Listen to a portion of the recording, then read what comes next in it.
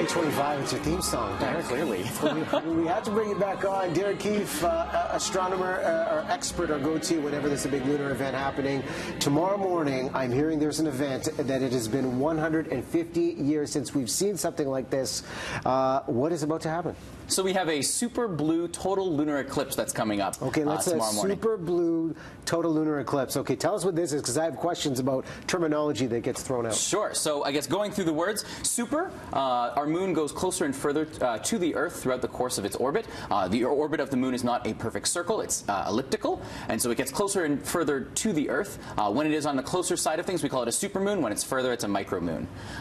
Here, we're actually looking at viz of what we're going to be experiencing for the last end of those adjectives that we have, the total lunar eclipse. Total lunar eclipse is going to be hitting us kind of the best in Canada, and basically what that is the shadow of the Earth is cast on the moon. So the partial shadow you see on the outside ring there, that partial, the penumbral that you see, is kind of the partial eclipse that a lot of Canada will get. We're actually going to get the umbra, the total shadow, but the moon is actually not 100% out of the light. What happens is the light from the sun, it goes around the Earth, it diffracts through it refracts through our atmosphere. Just like when the sun is getting low on the horizon, it starts to turn red. Our moon is actually only going to be red and visible in the, kind of with the red light because of that refraction around our Earth.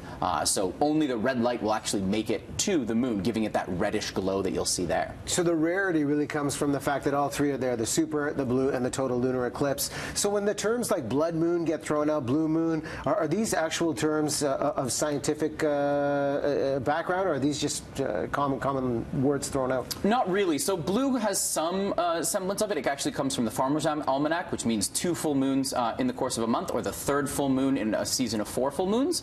The blood moon actually doesn't come at all from the scientific community. There's kind of a couple of different references to it in indigenous communities. In some indigenous communities, it can talk about the hunter's moon or the harvest moon. And then, of course, there was a big scare a couple of years ago. Not a scare, but there was a apocalyptic prediction from some religious people that had to do with calling it the red moon in the apocalypse, or sorry, the blood moon in the apocalypse coming. So from the scientific community, we don't usually call it a blood moon, we call it a total lunar eclipse. It sounds like a Game of Thrones episode waiting to happen. Quite literally, yeah, the red moon. So if we want to wake up and we want to watch it, how does timing work tomorrow morning to capture this rare event? It's actually quite perfect if you're getting up for an early commute. Between 5 o'clock and 6 o'clock is your perfect window. Right there, smack dab in the middle, the maximum total eclipse that we have is at 5:29 in the morning. So if you're getting up for your early morning commute, get up a little bit early. You'll be able to see it all the way up until 6, of course, weather permitting. But even with some cloudy skies, you'll actually be able to see the sky turn bright red, which is super cool. Any concerns looking directly at it like the solar eclipse? None at all. None at all. Yeah, you can look straight at it. It actually will be quite a visually spectacular thing to see. Photographing it, no problem. Just take your camera out and you should be fine. And what are scientists hoping to find or study with this impactful event? So this does actually have some impact on the scientific community. One of the things that we're very interested in terms of generally in astronomy is exoplanets, so looking outside of our own solar system. And one of the ways that we learn about some of these planets way out there, because we can't actually see the surfaces, we can see the atmospheres though. So what we do is we look at the light, just like the light that's reaching the moon is refracted through the atmosphere, and you get a specific signature.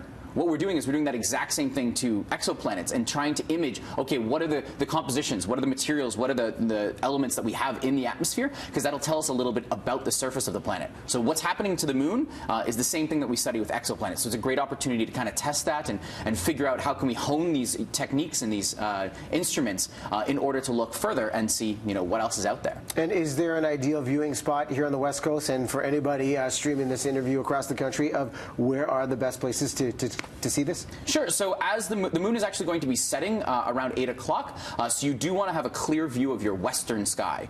So if you are in a building, or if you can get to a high spot, make sure your western sky is close to the horizon as possible. That's when you're going to get the best view of the moon. Okay. Tomorrow morning it goes down. What time again? Around 8 o'clock is when the moon sets, but best viewing 5 to 6. 5 to 6. Okay. At Space Center YVR on Twitter, you can follow along. There you see the website on screen as well. Derek, always a pleasure to have you on. Thanks for having me. It's going to be a good day tomorrow. We'll take a break.